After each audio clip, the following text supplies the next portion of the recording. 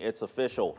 Illinois is updating how kids get scored on certain tests. Within the last 24 hours, the Illinois State Board of Education has approved new changes to state test scoring. State education leaders lowered the threshold needed to help students be more in line with their national counterparts. As News 8's Joe Habersham reports, some students were graded too harshly under the previous guidelines, so the Board of Education developed new cut scores to better assess learning in Illinois.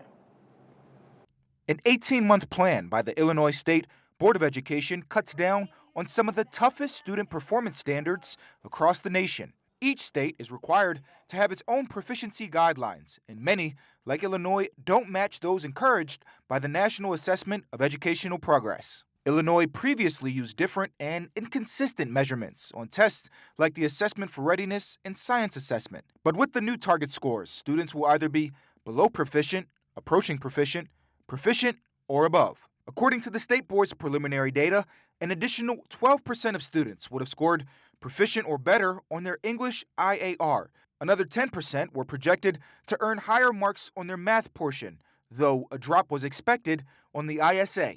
These changes are intended to highlight more college and career-ready students and reduce the number of schools who were thought to need an intervention. And it's all without changing the learning in classrooms. Excellent. Joe Habersham, WQAD News 8. While the scoring system is changing, the Board of Education says the content and length of state assessments will be left alone. State funding and teacher evaluations aren't expected to be impacted either. The new grading system goes into effect this upcoming school year and will look at exams students take in the spring.